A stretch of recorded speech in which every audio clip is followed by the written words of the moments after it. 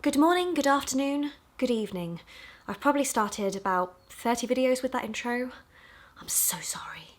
Today I was so excited to film a video that unknowingly I put 2 tea bags in my cup of tea. Look at that. I'll pretend that one is decaf. I am nervous about doing this. I'm getting back into the swing of things, gradually, nervously. But today's video is going to be about books. And yes, the sun just came out. I realise that we are progressing into February and I'm sort of playing catch up, but today I'm going to go through all the books that I read or attempted to read across 2019. Now, 2019 for me was a massive reading year. I set myself a target to read about 25 books, I think. And I think I was doing pretty well up until April. I mean, being relatively unemployed helps. But in April, I was hired as a video editor for Penguin Random House in London, which meant lots of commuting. About 4 hours a day, 2 hours in, 2 hours back. That's a long time, and luckily, I am lucky, most of that commute was in big chunks. So where I've lived before, you could do like 5 or 6 trains with shorter trains and This time round, I had a solid good hour on one train, and that allowed me to watch television programmes or read entire books, which is what happened. So over the course of the 6 months I was there, not only did I have so much time that I could force myself to read in, but I was also very lucky to be given and also be able to take proof copies from the company I was working with. So I was continuously holding lots of books. It has been my goal for a long time to get back into reading, and I think God definitely gave me a big step up last year, which I've continued, of course. I'm still reading like nanas. Now, I don't actually have all the books that I read last year here.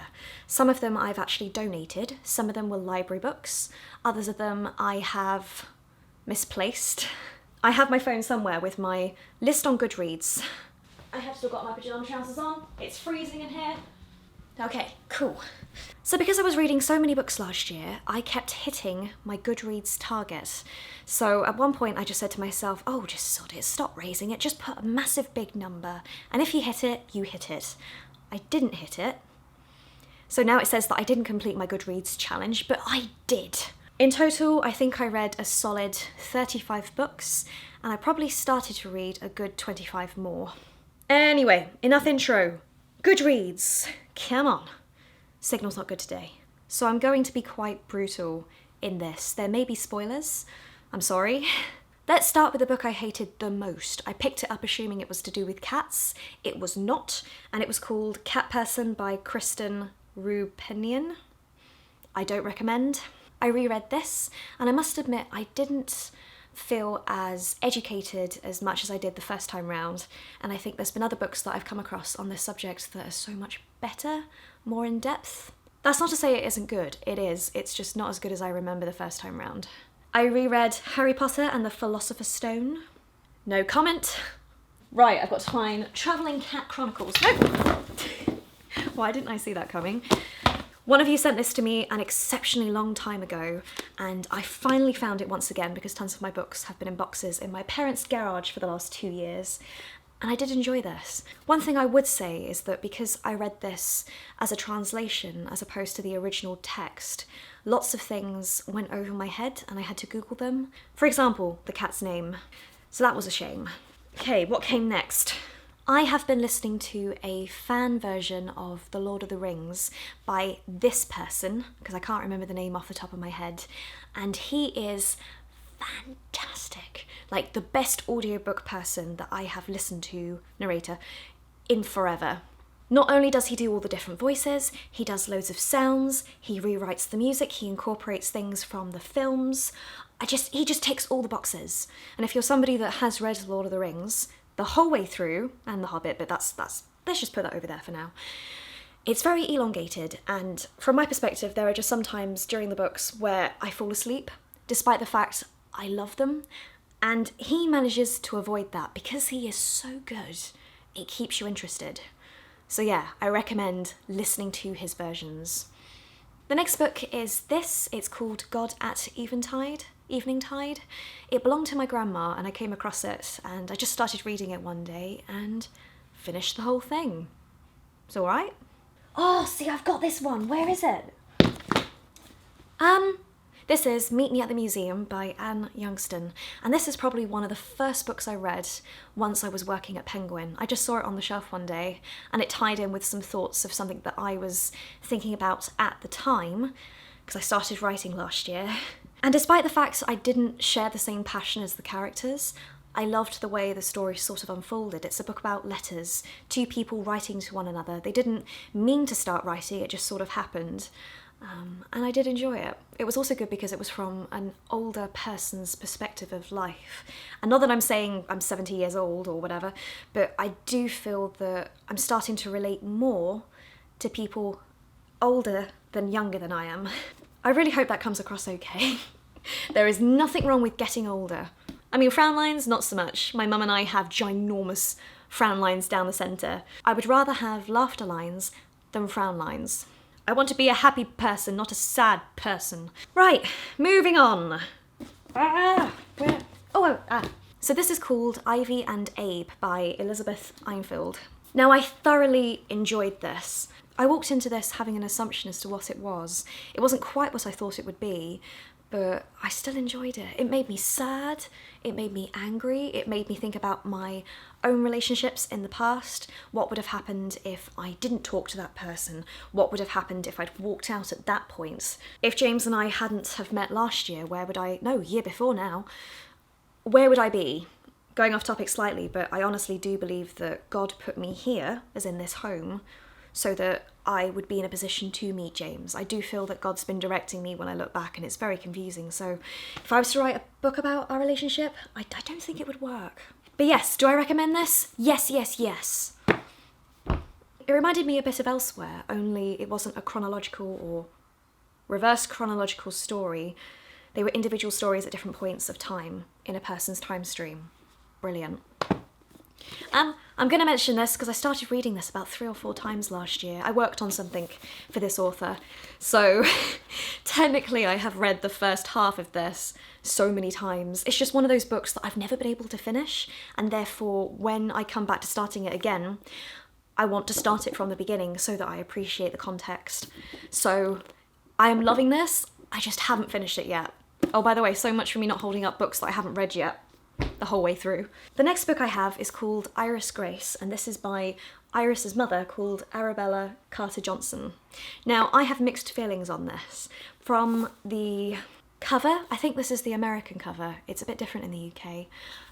You expect this to be a story primarily about a little girl that suffers with autism and her cat, and the cat doesn't really appear until halfway through. And of course, this is more autobiographical as opposed to it being a story, and we have to remember that as we're reading books like this, but I felt a bit misled. But that aside, as a book about a mother and child struggling through the healthcare system in this country to get help at a vital moment in their lives, I related heavily. Like, I sat there on the train nodding away at this. It is tricky, not everyone does get the support when they need it, not everyone is diagnosed correctly. Take me for example, I have been re-diagnosed so many times that I no longer really identify as any sort of specific thing. I just know that something is different. I might not know exactly what it is, I just have to live with it regardless. There's way more to this than what I'm saying. My point being that sometimes in life you just sort of have to find your own way through whilst simultaneously trying to attain support, because it can take so long to get there. Thing is though, I did love this, and she is such a talented little girl.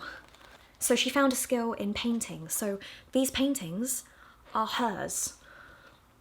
So yeah, mixed feelings on the book, but the story behind it, brilliant. I'm gonna mention this because I burnt out reading Burnout. This is a book by Amelia and Emily Nagoski.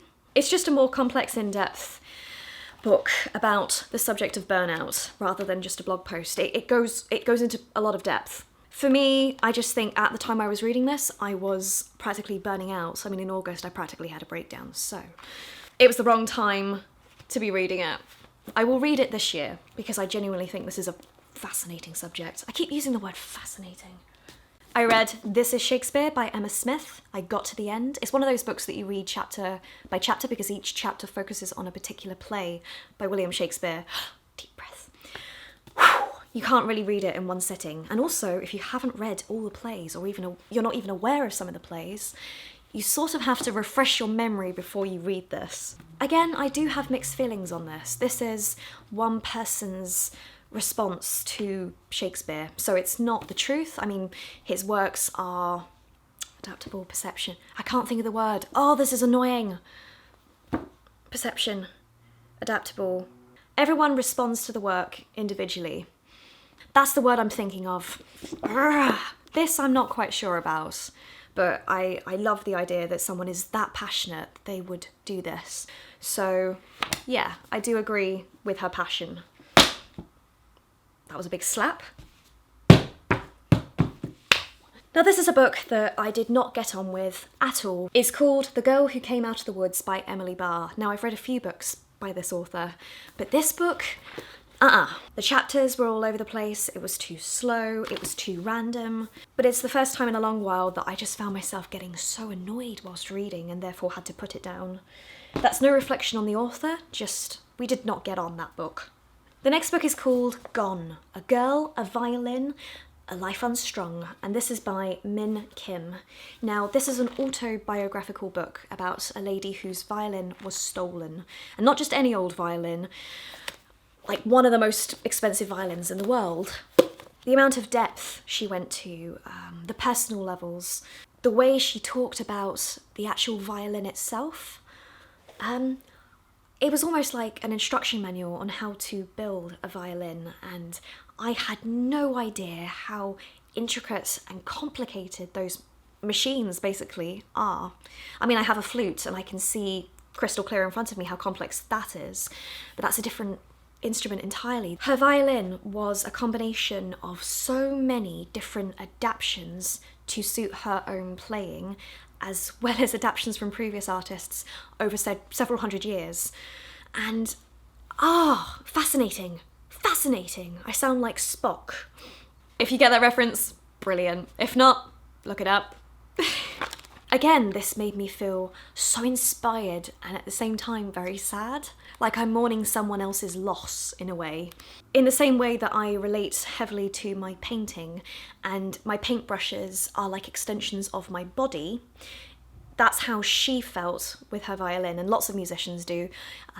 Their musical instruments are but an extension of their body, their personality. So some people do literally describe themselves as losing part of their soul when their instrument disappears or is stolen. I recommend this, I recommend this, I recommend this. And also, listen to her play. Gosh, we're going to be here for hours. The next one is The One Memory of Flora Banks, and I read half of this in French. I didn't understand everything, mind you, but having read it in English, I knew the rough plot outline. But yeah, this was on the pulp shelf at work, I picked it up. Okay, Crossfire by Mallory Blackman. So it's been a long time since I read any of the books from this series, so I had to do a refresh course before starting this. This does have the same sort of tones as her previous books, but being honest, in my opinion, the series should have been a singular book or individual stories as opposed to them all being connected. For me, the first book was powerful enough on its own. Like, all these different stories are brilliant, but having the original character Seffi mentioned in this, my brain, it just found it difficult to put the two and two together, or four books together. Mallory Blackman as an author, as an advocate, as a person, is marvellous, though. This is good, but yeah, I do prefer Noughts and Crosses. The Hazelwood.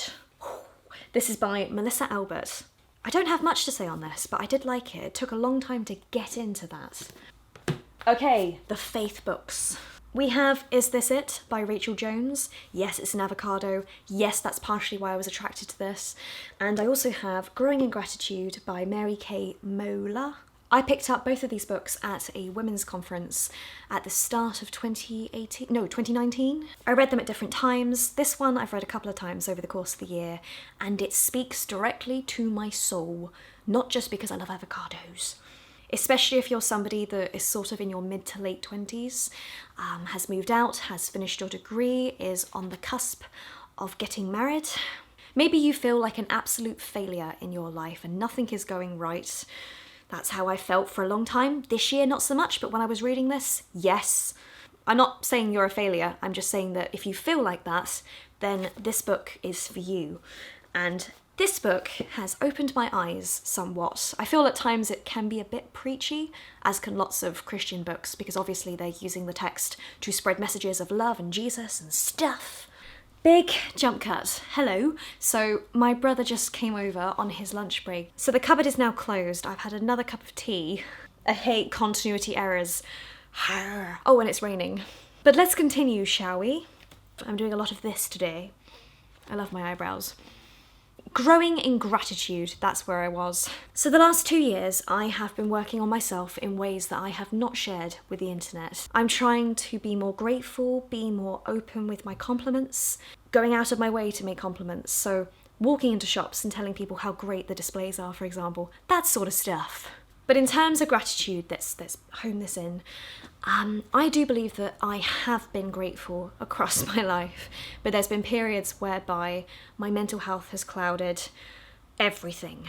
For example, when I was 17, I was not that grateful for the situation I was in because I was not aware of the situation around me. So by that I mean I had a roof over my head, I had 2 parents, not that we got on brilliantly during that period, but I had food, somewhere to sleep.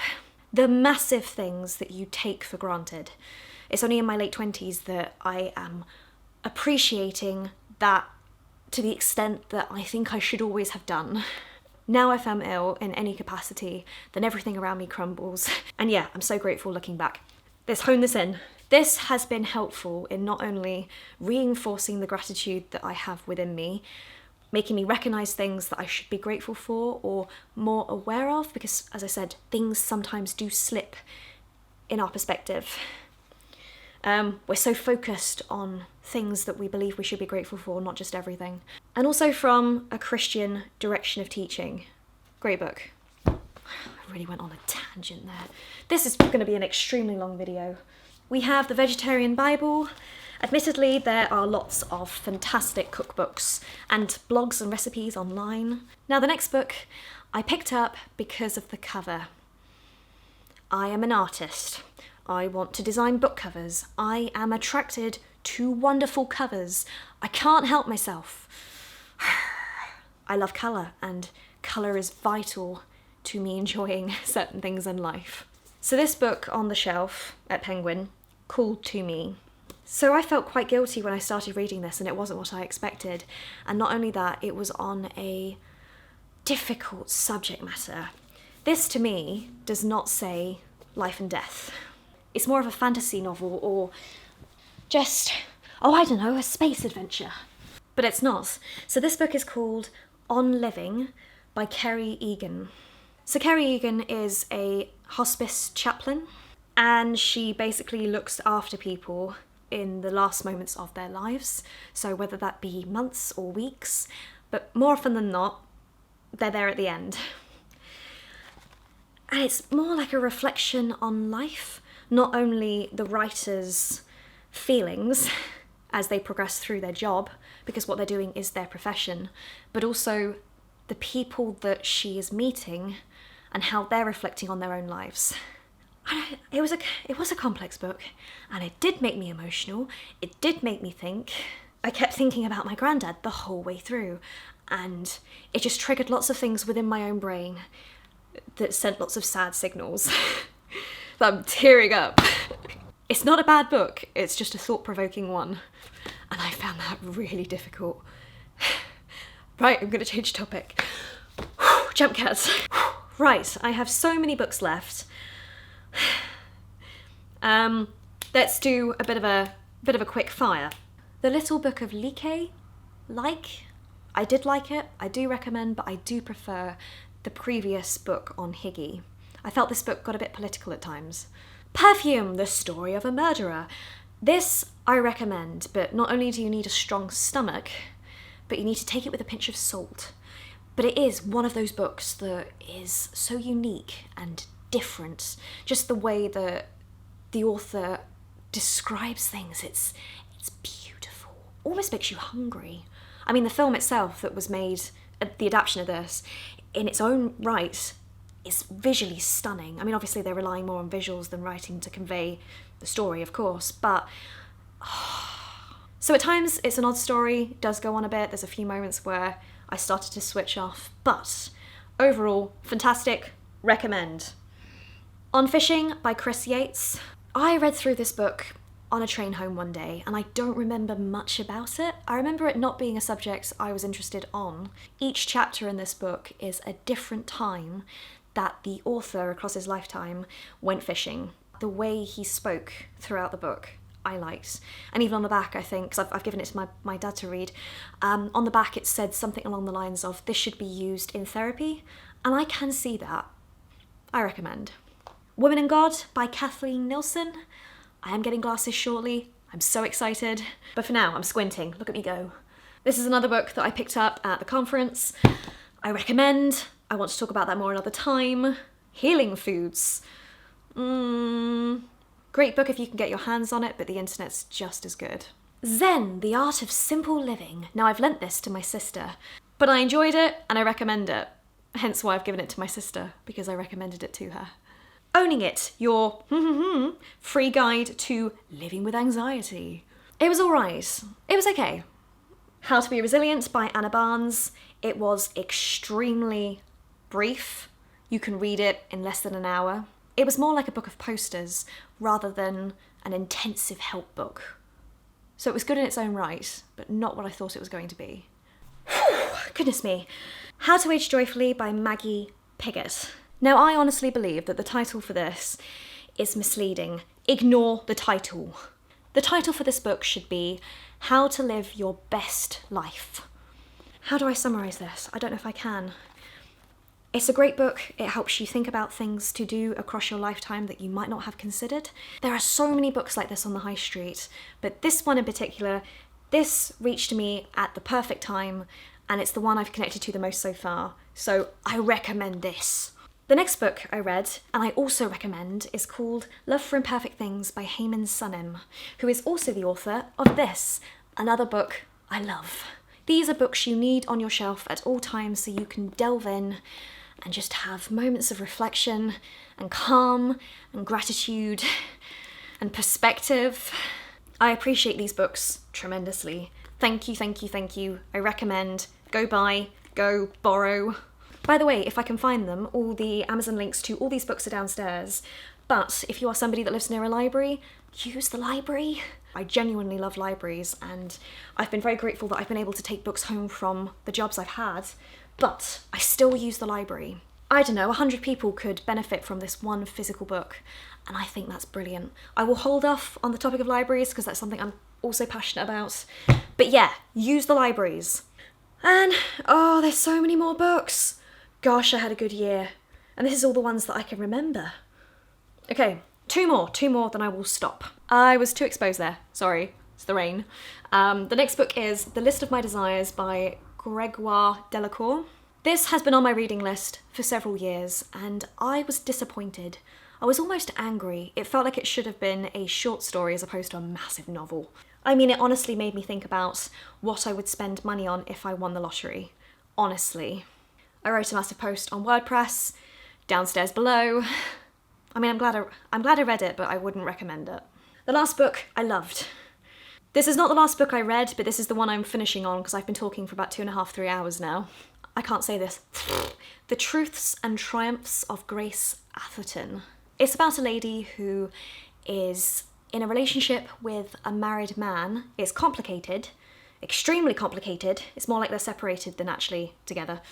Things are sort of plodding along, and then something happens which sort of is like a catalyst to everything falling apart.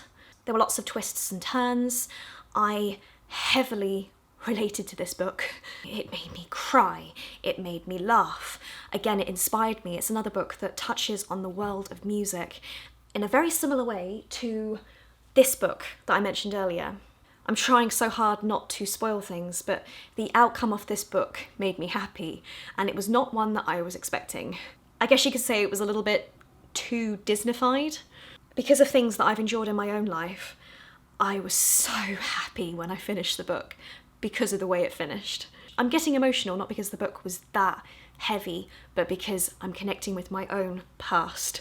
If you are somebody that is going through a potential manipulative relationship, or is in a relationship you're not 100% happy within, read it. Take control of your own life. Don't take everything at face value. Not everybody who says they love you or even has sex with you actually loves you. People are manipulative, they are abusive. You are not who you are purely because you're with someone else. Being in a relationship with somebody doesn't mean you surrender every single part of yourself in order to be in that relationship. You have to be yourself. And sometimes you have to put yourself first. Not because you're selfish, but because you absolutely have to. You have the right. Ah, I'm getting too passionate. But yeah, it just evoked so much within my soul that I was not expecting. Great book. I recommend it. Thank you so much. Oh, I didn't expect to cry today. Ow! It's like that. I cut my hand last week and I've covered it with foundation. Anyway, this has been an exceptionally long video. It covers a majority of the books I read across 2019. There's at least 20 more. I am so happy that I'm getting back into reading, and I hope my passion has come through. If you have any book recommendations, please pop them downstairs below, because I am a massive fan of the library, so anything that I can't get my hands on, I will run over there and order. I will put Amazon links, general links downstairs below to everything that I can find. Also my link to my Goodreads and my Instagram book account. I am loving my various Instagrams. As you will see down there, there's too many. And that's it. Thank you for sitting through this tremendously long vlog. I've just realised I've forgotten to drink my tea. It's cold. And very strong.